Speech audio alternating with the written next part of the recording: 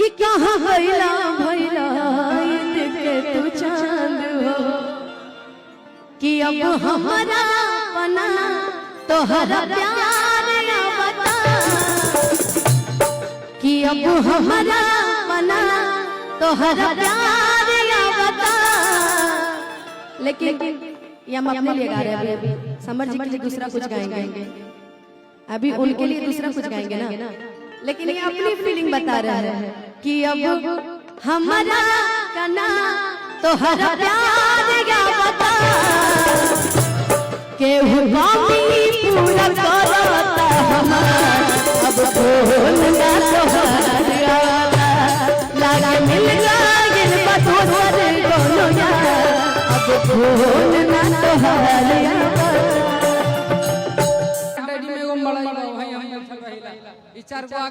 कि हम देखिले रोजे है गौर से हराउ चौकर चलता अरविंद भैया के हुआर से कि रोज करते हो क्या सब मुझे पता और कल जो करके बैठे हो ना आप ही बोलिए क्या ये बात सही है।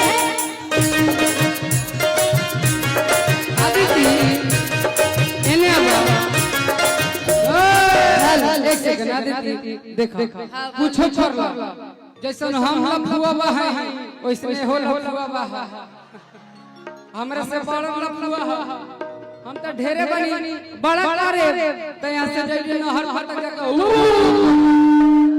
ई लोग पूरा विधानसभा हिला देला ई चलते कहे एने गार्जियन बैठे जितेंद्र चाचा आए हैं, मेरे चाचा हैं सीओ हैं, आर्मी में वो सीओ हैं। अब मेरा सौभाग्य है कि आज हम लोग मंच पे हैं, वो नीचे बैठ के देख रहे हैं, ये मेरे लिए सौभाग्य है।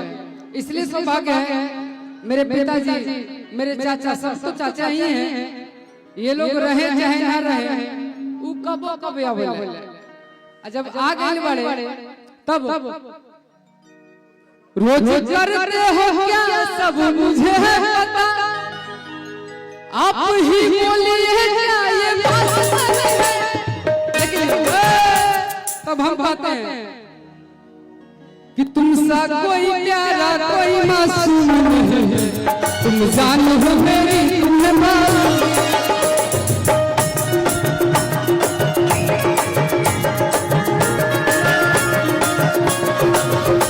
तुमसा कोई प्यारा कोई मासूम नहीं है तुम जान हो मेरी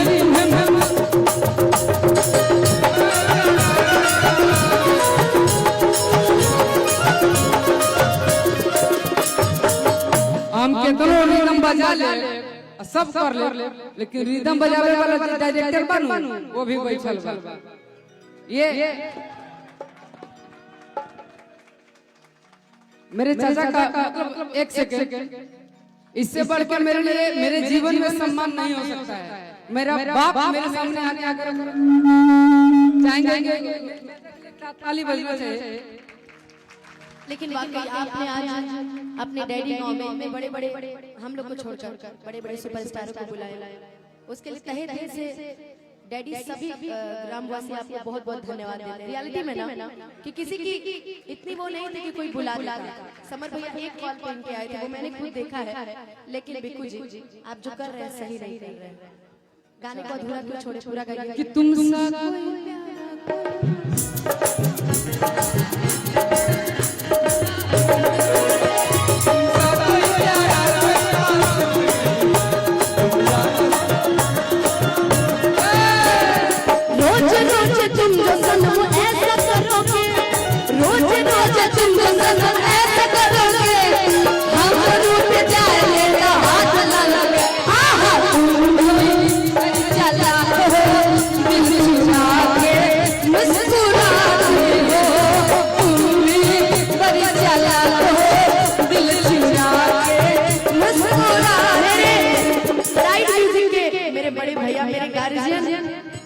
हमारे टिंकू बाबा बड़ा प्यार देते हैं मुझे, बड़ा आशीर्वाद देते हैं। बस अभी नहीं, अब दूसरा गाने दीजिए। हो दिल रावरे ना जाना लगल होता दिल में हाथ देखाई क्या होता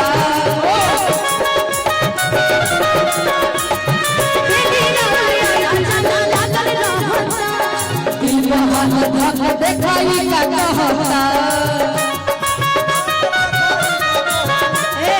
गोलू बाबू कहाँ थे रात भर सब मुझे खबर, कहाँ थे रात भर सब मुझे खबर, कौन है जो ये जादू जला रहा है। तुम सा कोई प्यारा कोई मासूम नहीं, तुम सा कोई प्यारा कोई मासूम नहीं, कि तुम सा कोई प्यारा कोई मासूम नहीं।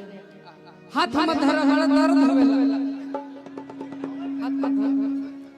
मगर बिगड़ गए, सुनो मगर बिगड़ गए हो क्या तुम्हें मालूम नहीं है।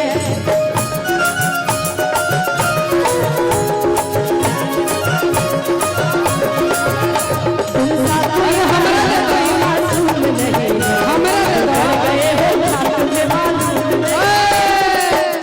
मुकेश भैया जे बस हमरा दे दा, कल भोरे हम रिटर्न कर दे। एने एने देबो तो सब चल जाई बाहर। हां रेलवे के पैसा बा 2 नंबर रुपया एकर मतलब कि कहीं छिट छिट ना। अरे कि तुम सा कोई सुम नहीं, तुम जानो मेरे तुम्हें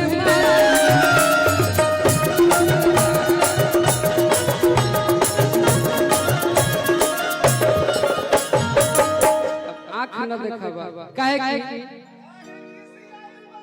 हां नहीं काहेला हम चुप से आएंगे।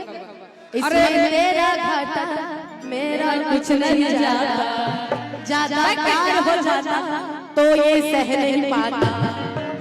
अरे हम पता बा हमारे को ख्वाहिश बा जीवन के। ए दिलीप चाचा काहे रवा ढेर इंजेक्शन भोग देले वाली का। ई तो एलआईसी के पैसा खा गइल बड़े। ए हेलो बने रुको अदिति आए हेलो मीटिंग खत्म हुआ। हई तो एलआईसी का पैसा खा गइल बा। हमार खुद जीवन में मत आइए भाई। हेलो मेरे चाचा है। हम कहनी हां कि मैं जहानाबाद के एलआईसी का पैसा इनसे फिर जाला। अब चाहे ओकरे उठा जा चाहे संगे बात इधर ये मेरे चाचा जी हैं और ये परम मित्र हैं। अगर ये नहीं रहे ना तो ये आएंगे ही नहीं। अच्छा ये हम तो अकेले हैं। मेरे एक भाई है ऋतिक, एक शिवम और अंशु भैया सब लोग हैं। अगर लेकिन पूरे डैडी में ये नहीं रहेंगे तो ये नहीं, ये गारंटी है। तो ये दोनों के लिए एक भाई जोरदार ताली बजना चाहिए कि तुम सा कोई प्यारा कोई मासूम नहीं, तुम जानो हो मुझे मालूम नहीं।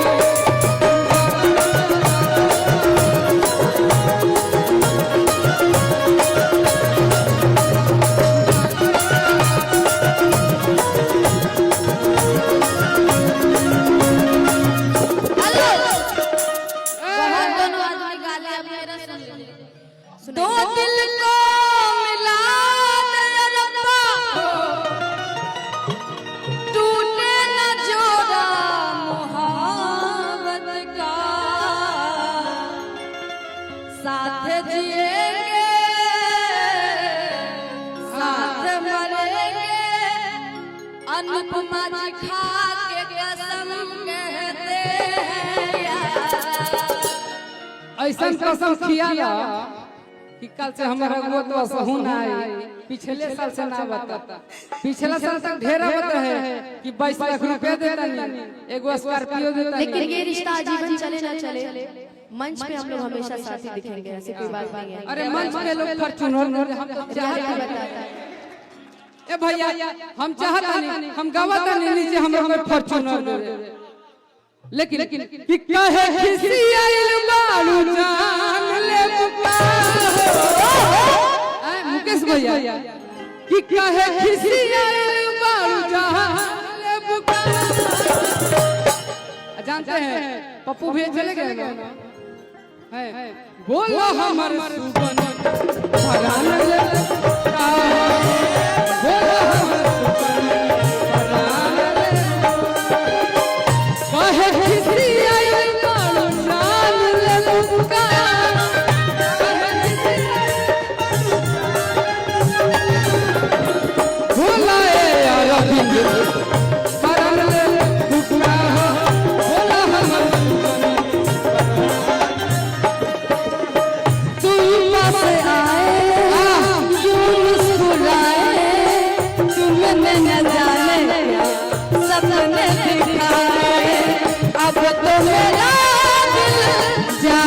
सोचता है क्या करूँ हाय, कुछ कुछ होता है क्या करूँ हाय, कुछ कुछ होता है। बोला बोला सुपर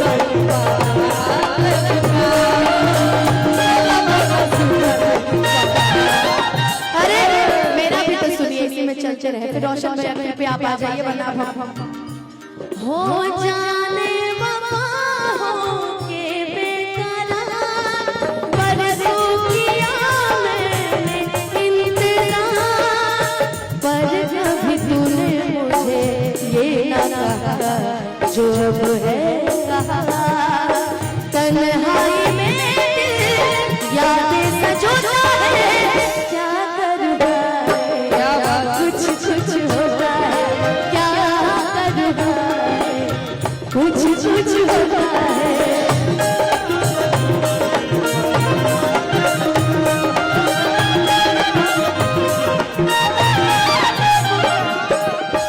क्या चाह रहे हैं? चले जाएं, इधर आइए। आया रोशन जी पराले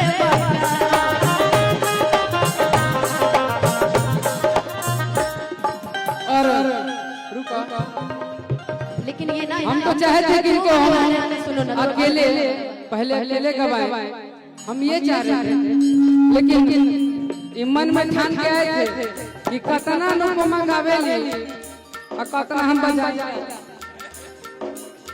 दूसरी बात, आज इनका बहुत सारा गाना है जो ये इन्होंने बनाया है, और उसमें से एक गाना है मती मार के भतारी के फसबल सरे बंगली। एक खेसारी भैया का गाना है, इन्होंने बनाया है।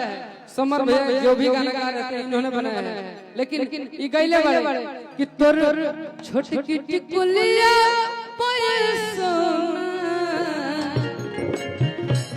तोर टिकुलिया पैसोना, असस कुलिया दीवाना।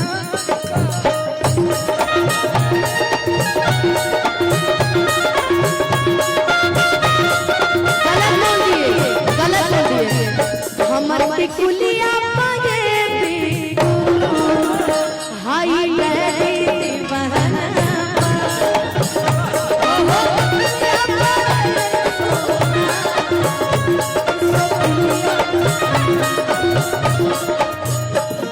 भैया